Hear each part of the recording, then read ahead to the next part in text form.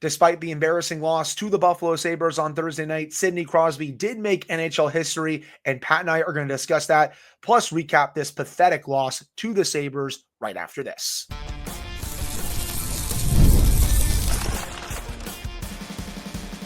You're Locked On Penguins, your daily podcast on the Pittsburgh Penguins, part of the Locked On Podcast Network, your team every day. Hello, welcome back to another episode of the Locked On Penguins podcast. I am one of your hosts, Hunter Hodes. You can follow me on Twitter at Hunter Hodes, joined by my co-host, Patrick Damp. You can follow him on all social media platforms at SendInForWet, and you can follow the show's Twitter at LO_Penguins. Of course, thank you all so much for making this your first listen/watch of the day. We are free and available on all platforms. And finally, today's episode is brought to you by FanDuel. Right now, new FanDuel customers can get $200 in bonus bets if your first $5 bet wins. So, people, we are going to crucify this team a little bit for how poor that effort was against the Buffalo Sabres, but we will start off this episode with a very, and I mean a very big positive. Congratulations to Sidney Crosby, 20th straight season of a point per game, passing Wayne Gretzky for the most in NHL history. Continues to be the model of consistency in the NHL, has been such a great ambassador both on and off the ice, not just for the Penguins, but for the entire sport. It was awesome seeing his family there in town for it. His mom was there. His dad was there. It's always a big deal when Kathy Lutner, Pat, comes out for a game, Sidney Crosby's longtime girlfriend. That was all fantastic. The celebration on the ice was great. And by the way, I loved seeing him get it on an absolute banger of a goal. Just a gorgeous release to get the Penguins right back into the game. I know that they would go on to get blown out in this game, but I did want to start with this, my friend. Just an absolutely amazing goal and an amazing moment in his career. And as I tweeted last night, he will 1,000,000% go down as one of the 5 greatest players to ever play this game.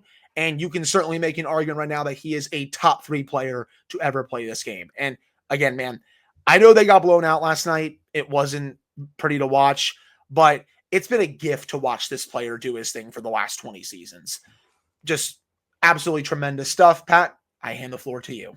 What else is there to say? Of course, let's start with the good before we get into the bad, but it's just, the mind is just boggled at this. He's 37. He's still, that was his 80th point, 80 points at age 37. And he continues to look like one of the best players in the league. He continues to show that he may have lost, a half of a step. He's not as quick. He's not as explosive, but he's still one of the best players on the planet. And he showed it again last night. And it's similar to what we have been saying about this team. And it fell apart ultimately in last night's game, but Crosby knows about this team, but he's still battling. He is still dragging them into the fight. Just moments before he scores that goal, he gets off the ice, he slams the door to the bench and kind of sends a message to the team of this effort's unacceptable.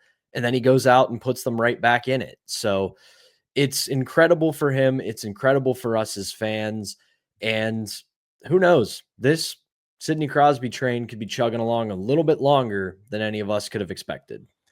And going off that, you mentioned that he was slamming the door saying that this effort was unacceptable. After he scored that goal and you saw how hyped the bench got, you saw how hyped the players on the ice got, that should have galvanized the team. That should have gotten them to wake up and be like, oh, wow, he just got us back in this game. Let's go help him out because he just made NHL history, passing arguably the greatest hockey player the world has ever seen for a pretty outstanding record. You know, we all know Ovechkin is going to get the goal record probably by the end of the season. If he doesn't get it by the end of the season, Pat, it's going to be at the very beginning of next season. But this was still a pretty big record that nobody ever thought was going to be touched. And Sid was the one to break it. And that should have gotten everyone right back on board. It had the opposite effect. We have really praised this team, even in a lot of losses this season, for the fight that they show, the effort, the pride, the pushback. I did not see any of that last night. It got started less than a minute into the game. I hated that play from Chris Letang along the boards. Just total lazy stuff. And everyone knows, man, I have been a massive Chris Letang sim for his entire Penguins career. I have not liked some of the things that people have said about him or his play, on the ice throughout his tenure. I've defended him from those people. I will not defend that play. That was lazy stuff. It just was not good enough in the slightest. Tristan Jarry allows the first shot on net, so we're fully back in that department. He then allows the second shot on net too, so we're even more back in that department. And honestly, Tristan Jarry, the tank commander, Pat, he was back in full force once again last night. His last 2 starts now, he's been pulled.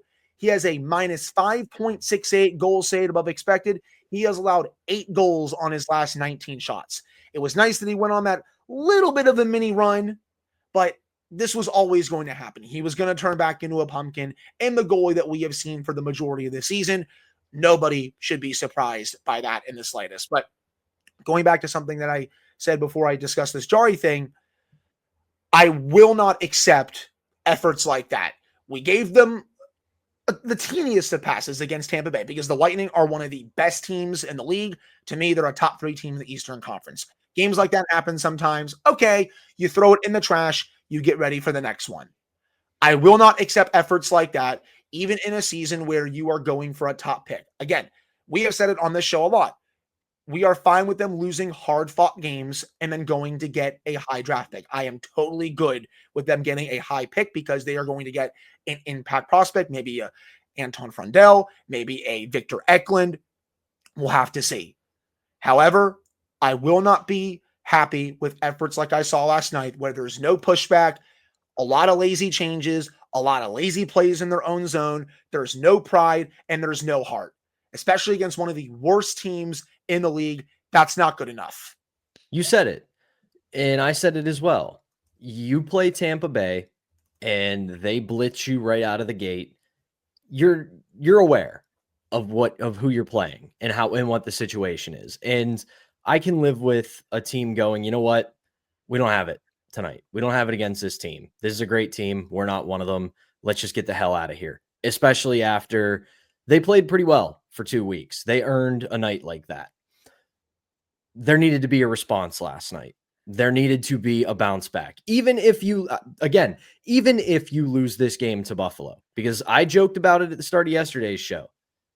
Penguins are only a handful of points ahead of the Buffalo Sabres. Granted, the Penguins are coming off a 16, 17-year run of unprecedented success, and now we're paying the piper for all of that. But they still have a lot of good players in their lineup. They still have a lot of players who have shown us over the past few weeks that they can punch above their weight a little bit.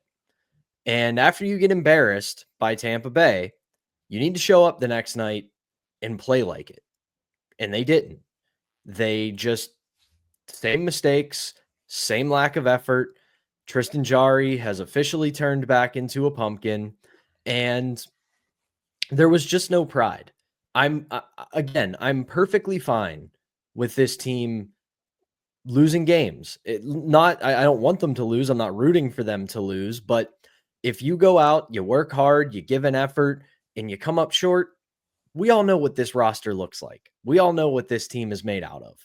It's not a team that's going to suddenly turn into a contender. So there are nights you're going to lose to the Buffaloes of the world, to the Chicagos of the world, to the San Jose's of the world, because it's the National Hockey League. You don't get there by accident. Everybody in this league is an extremely good hockey player. But when you go out and have an effort like last night where you just get boat raced by a team that's been absolutely miserable for the majority of the season, I can't accept that. And again, I hate, as someone who has a webcam that he bought on Amazon and a microphone he got from Best Buy and has never played anything more than collegiate Division II club hockey, I don't like being the guy that questions heart and effort, because what have I ever done? But at the end of the day, I have eyes. I've been watching this sport and been around it my entire life. And last night was a team that just quit, a team that just gave up. And I don't care that this season has less than 10 games left. I don't care that this team knows they're not making the playoffs. a lot of these players are playing for contracts next year, whether it's here, whether it's elsewhere. Some of these players are auditioning to be part of the Pittsburgh Penguins in the next 3 to 5 years. And unless your name is Sidney Crosby or Brian Rust last night, all of you failed. All of you. It was a disgusting effort, and I can't accept it. I will throw Connor Timmins in there. I thought Timmins played a very strong game for the Penguins once again. I thought Kevin Hayes was okay as well, but outside of that, I would agree.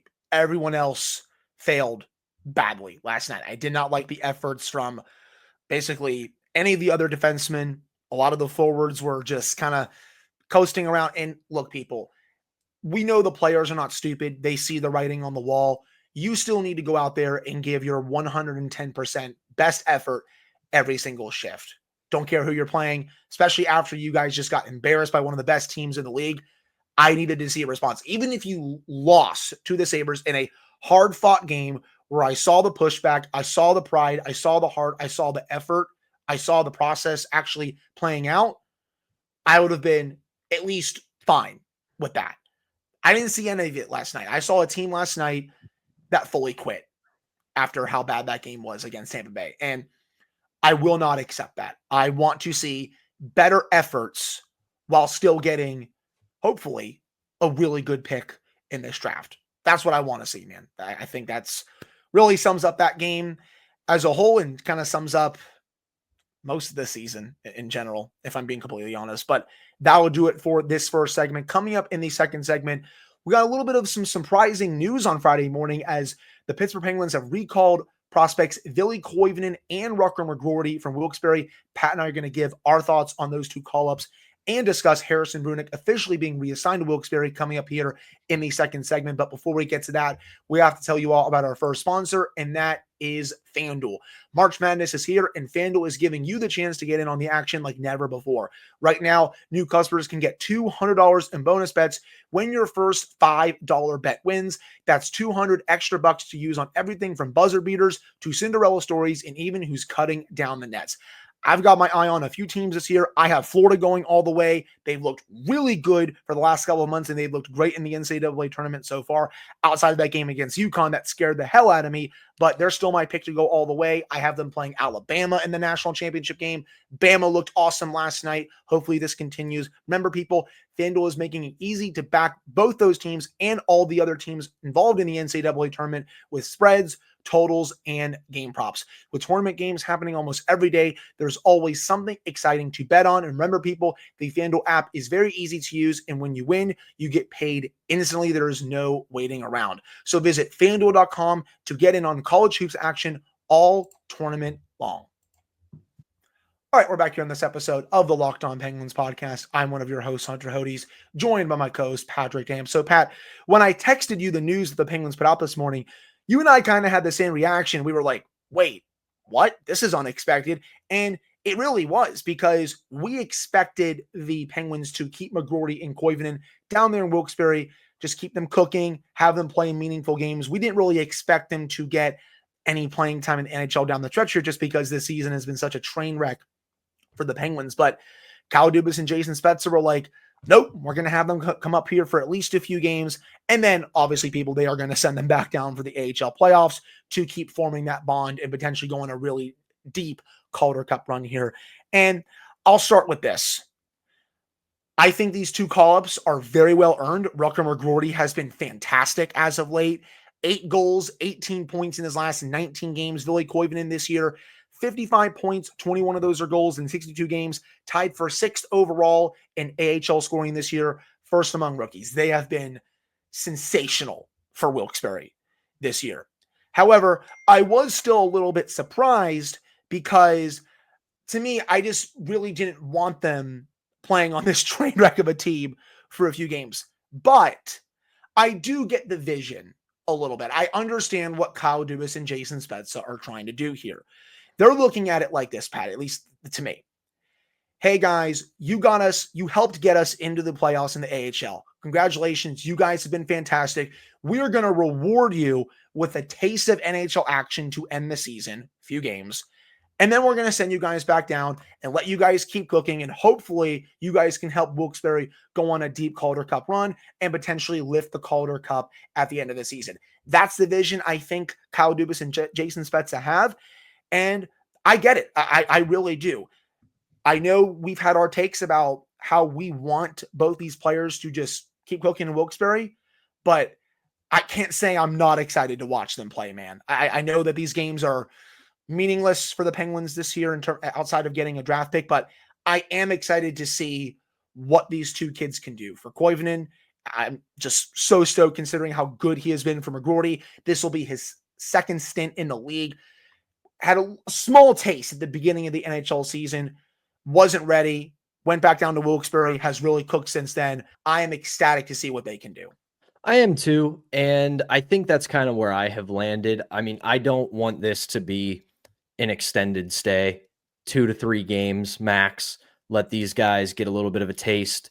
McGroarty got it at the start of the year. Koivunen's had it, and you just have to see what you got. And I think you're right. I think Spezza and Dubas kind of went, hey, you know what? You guys have been loyal soldiers. You've done really well in Wilkes-Barre. The team has clinched a playoff spot. So as a reward for your efforts, we're going to give you some time with the big club. It's not going to be long. It's not going to be for the rest of the season because we want you two to be down in Wilkes-Barre for the Calder Cup playoffs, and we want you to be drivers who help bring that club a championship down there. I also think on the other end of it, after the last 2 games, it's a little bit of a kick in the ass for the rest of the NHL roster.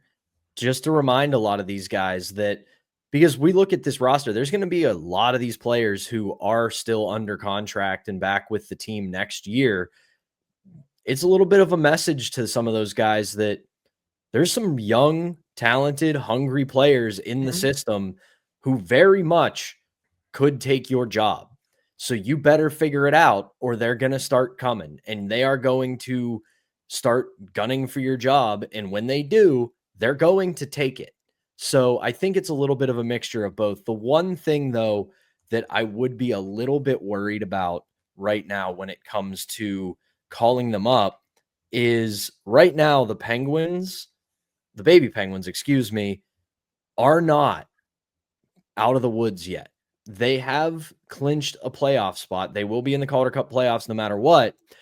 But because of the tiebreaker of regulation wins, they would have to play the Springfield Thunderbirds in the best of 3 opening round. They would not get the pass into the divisional semifinals right now. Now, granted, very good team.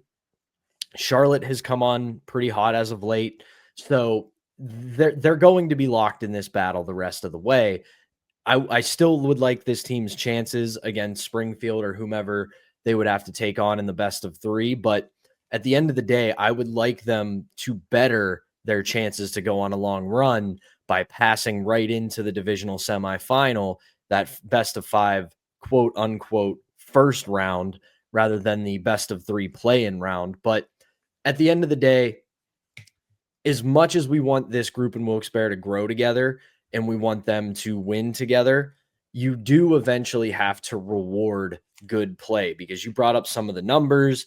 Koivunen been an absolute monster in Wilkes-Barre, first on the team, 6th in the AHL with 55 points, 21 goals. That's a record for Wilkes-Barre and AHL Wilkes-Barre rookie, And for the last month, there's been nobody better on the baby Penguins than Rutger McGroarty with 18 points. So on one hand, you want to keep these guys together. You want them to win, but you also want to make sure that they understand, not just the 2 of them, but the rest of the organization, that solid play will be rewarded. That's the thing, right? Because as surprised as we both were, and as much as we want them to keep cooking in Wilkes-Barre and playing meaningful games and keep forming that really strong bond together, I totally get the process here of rewarding these 2 players for A, getting Wilkes-Barre into the Calder Cup playoffs, and B, for their really strong play, especially as of late. They have been such great play drivers for Wilkes-Barre throughout the season. They have been a ton of fun to watch. And I am super excited to see what they can do starting this Sunday against the Ottawa Senators at home. We're going to preview that game coming up in the final segment. My biggest thing, though, now that they're up, Pat, please, Mike Sullivan, do not bury them on the fourth line. Like, for example, I look at this lineup right now. You're not touching the first line, but one of those guys, in my opinion, should be on the second line. Last night's second line, Pat, was Connor Dewar, Kevin Hayes, and Philip Tomasino. I am totally good with Philip Tomasino obviously being on the second line. We all know Evgeny Malkin is a bit banged up right now. He's missed 2 games in a row. He is still practicing with the team. We'll have to see if he's ready to go for Sunday's game against Ottawa. But one of these 2 call-ups should be on the second line when Sunday comes around. Either Kevin Hayes gets bumped down or Connor Dewar gets bumped down. There's really no excuses for me in that regard. And then the third line as well. Koivunen was playing on the third line last night with Blake Lizotte and Noel Acciari. I know they went 11-7 because Boko Imama is also a little bit banged up. But in my opinion, one of those guys should be on the third line. One of them should be on the second line. If you want to do both in the top 6, I would at least get it, though I also want to see Philip Tomasino in the top 6 because I want to see more out of him down the stretch here. But at the very least, both have to be in the top 9. You cannot bury these 2 guys on the fourth line. That's ridiculous if you ask me. Yeah, see what you got. And again, I think that would further what I believe they're trying to do, which is send a message to some of the NHL regulars that there are players ready and waiting to take your spot. Right. And if you're Dubas and Sullivan, throw them right in. And we said it. They're not going to be here the rest of the year. They're going to have to go back to Wilkes-Barre and get ready for the run and get ready for the playoffs, which of course we will follow as long as it goes. And you want to send that message. You want to reward these guys and just see what you got. And there's no reason to keep them here the rest of the season, but at the very least, if you can give your fans, give the roster, and give the players themselves a little bit of a taste, it's only for the better. 100%. Just a couple more things to discuss before we get to our final segment and preview Sunday's game against the Ottawa Senators. I will say for people looking for things to watch with Koivunen's game and McGroarty's game, for McGroarty, watch how greasy of a player he is. Especially lately, he's been doing a great job of going to the net and getting a lot of greasy goals. I think his playmaking has also been really good, especially on the power play for Wilkes-Barre. I don't think he's going to get a lot of power play time in Pittsburgh, obviously with the top unit, but he's done a really nice job right around the net front. Look for that in his second stint in the NHL. Also, his skating, I think, has also been a lot better throughout the year in Wilkes-Barre. For Villie Koivunen, for me, it's one thing, his vision. He has such great vision on the ice, and he uses it to such an elite level for Wilkes-Barre, especially, again, on the power play, too. There's been plays that he has made on the power play over these last few weeks where it's just men against boys for him. And I'm really excited to see what he can do in this lineup. So those are just a couple things to watch for both players. And then finally, Pat, it is official. Harrison Brunick has officially joined the Wilkes-Barre Scranton Penguins for the stretch run in the Calder Cup playoffs. And just like I'm ecstatic for McGroarty and Koivunen to get a little bit of a taste here, really stoked for Brunick to get a taste of AHL hockey. He was this close to making the NHL team right out of training camp in the preseason. And even though his junior team was not very good this year, he still had a fairly good year himself. So I'm really hyped to see what he can do. I am as well. And I've seen some people kind of poo-poo everything that's happened with Brunick leading up to this point. But if you take a look at the team he was on in the WHL and Kamloops, it was a bad team and he got hurt. And when you're the big fish in the small pond, you're going to try to make a lot of things happen that you probably can't make happen. And you're going to try to play above your abilities and it's going to negatively impact your game. That's going to change when he gets to Wilkes-Barre. When he gets to Wilkes-Barre, he is going to really have to earn ice time. He is really going to have to play within himself and his limitations, which I think will be better for him because he'll understand, hey, I'm not on a team full of scrubs. These are, at this point now with where the baby Penguins are, a lot of players who are knocking on the door of the NHL. So you are not going to have the rope to make mistakes like that. You're not going to have the runway to try to do more than you can. He's going to have to play within the system and play within his limitations. And I think when that happens, you will see something that looks a lot more like we did at the end of training camp in the preseason than you probably saw in the WHL. 100%. And with that, that will do it for the second segment of today's episode. Coming up in the final segment for the third and last time this year, it'll be Penguins versus Senators at PBG Paints Arena on Sunday for kind of an early evening, late matinee game, if you whatever you want to call it. And Pat and I are going to preview that game against Ottawa to end the show. But before we get to that, we got to tell you all about our final sponsor, and that is 5 Hour Energy. Daylight savings snuck up on us again, and if you're feeling that lost hour of sleep, 5 Hour Energy has your back. The extra sunshine means more time for fun, but sometimes you need a little boost to power through. Whether you're staying up late watching the NCAA tournament, squeezing in a round of golf after work, or just trying to keep up with your busy day, 5 Hour Energy gives you that quick, refreshing pick-me-up whenever you need it.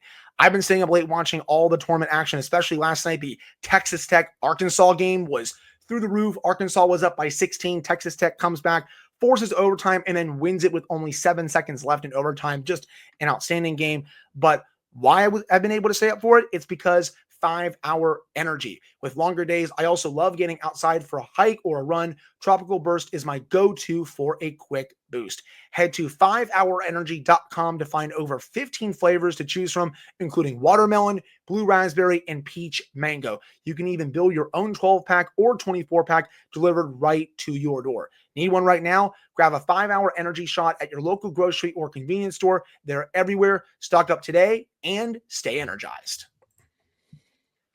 All right, we're back here on this episode of the Locked On Penguins podcast. I'm one of your hosts, Hunter Hodes, joined by my co-host, Patrick Dam. So, Pat, Penguins Senators for the third and final time this season, 5 o'clock start time on Sunday at PBG Paints Arena. Going to be, I think, a really good crowd for this game, not only because of McGroarty's second stint in the league, the debut for Koivunen, but also Sidney Crosby's getting honored for the 20th straight season of a point per game, passing Wayne Gretzky. It's going to be one hell of an ovation. It's going to be, I think, a great crowd at this game. And honestly, the matinee or late matinee games on weekends always produce great crowds in this city. So I think this is going to be a really fun crowd in Pittsburgh. But as for the Senators, they are playing some really good hockey right now. They've won 7 of the last 10 games. They are in the first wild card spot with a 38-28-5 record. They are 7 points up on the Islanders, who are 1 point behind the Canadiens for that second wildcard spot. As of right now, and I know this is the Ottawa Senators, but as of right now, Pat, I think they're finally going to break this curse and get back to the playoffs. That was their big expectations for this year. I think if they were to miss the playoffs, they would make a lot of very rash but expected changes, but I don't think that's going to happen this year. It would have to take, at this point, a pretty big collapse for them to miss. Linus Ullmark has been fantastic. They're getting contributions from everyone in their lineup, and obviously, y'all know, it starts with Brady Tkachuk. He continues to be fantastic. 29 goals, 55 points in 69 games this year. Tim Stützle has been such a great playmaker for them. He's at right at a point per game this year. 21 goals, 71 points in 71 games. Drake Batherson has also been great. 20 goals, 58 points in 71 games. The Senators, again, continue to remind me of, a mini version of the Florida Panthers. They have a lot of rats. They play greasy. They are not afraid to mix it up. And the Penguins are going to have to be ready for that in this game on Sunday. You may not win this game, and I would take the Senators to win this game if I were a betting person, but I still need to see a much better pushback. I need to see the pride, and I really need to see the effort in this one, because you just got absolutely worked by one of the worst teams in the league. And yes, people, I know the Penguins are also one of the worst teams in the league, but Buffalo has been just flat out pathetic for the last decade at this point. And you can't have a performance like that, bring it home, and then just lay another egg in front of your fans, especially when you are honoring Sidney Crosby for getting a record and you have 2 really good impact prospects coming up for another game this season. I need to see so much more from basically everyone in a Penguins sweater. Outside of Crosby, Timmins was very good last game. Brian Russ was very good. Kevin Hayes, I thought, was okay. But outside of that, at least for this last game, Pat, I need to see so much more. I know I just gave a little bit of stats, but what I'm looking for is a response. That's really it. You kind of beat me to what I was going to say. I could sit here and run down the stats of the Ottawa Senators, how good they've been in the month of March, Yeah. how this team is turning a corner and all that. It doesn't matter. It doesn't. The only thing that matters for us and for the Penguins is themselves. You have been embarrassed on consecutive nights, well, consecutive games, and you've looked like a dead carcass of a team. And you are about to, like you said, go home where you're going to honor arguably the greatest player to ever put on a Penguin sweater for achieving something that was once thought to be impossible. And you're, like you said, it's a matinee game in Pittsburgh at 5 o'clock. Fans show up for that game regardless of what happens. Even when Yeah. this team is dog terrible, fans show up for these afternoon weekend games because they're just a fun feel. And again, we could sit here and talk X's and O's. We could talk strategy. We could talk about matchups. Doesn't matter. The Penguins have to control the controllables. They have to go out, control their own effort, control their own battle level, and control their own energy level. If it's a similar effort to what we've seen the last two games, they're going to get run out of their own building because this is a good Ottawa Senators team. They're not among the best in the league, but this is a young, hungry, talented team with a bright, bright future. And this is a team that is trying to build momentum, stack some wins, and go into the playoffs on a high note. You have an opportunity once again to get in a team like that's way. And whether or not you do is not contingent upon anything they do. It's contingent upon what you do. And if the Penguins throw out another crap effort, it is going to be a long afternoon on Fifth Avenue. Yep. And the Penguins have also lost 6 games in a row against Ottawa and 7 of the last 8. They have not beaten the Senators, Pat, since January 20th of 2023. Their last game against them came January 11th of this year. They got blown out 5-0. That was another one of their worst performances of the season, especially at a time where the Penguins were trying to play their way back into the race at that point, but they just got their doors blown right off, and Ottawa was just kind of laughing at them. That it was a weird game because there's a lot of skirmishes, post whistle stuff, but you're playing into the Senators' hands when you do that kind of stuff because they're like mini rats. And Penguins, they got absolutely destroyed in that game. And earlier this year, the Penguins played in Ottawa. They lost that game 3-2 in overtime. So sooner or later, you'd figure this streak would have to end. Their lineup, though, they have Fabian Zetterlund with Tim Stützle and Claude Giroux on the top line, David Perron with Dylan Cousins and Drake Batherson on their second line, Brady Tkachuk with Shane Pinto on the third line. It's a really strong top 9. Like, they did a really nice job, I think, at the deadline of really addressing their forward depth. They can finally run 4 lines at you. I felt like for a little bit of a time, the Senators were a bit too top heavy for my liking, but this is a team that can now run 4 lines at you. Linus Ullmark is having another very good season. And then defensively, they got Sanderson on the top pair. He was great during the Four Nations. Tomas Chabot is on the second pair.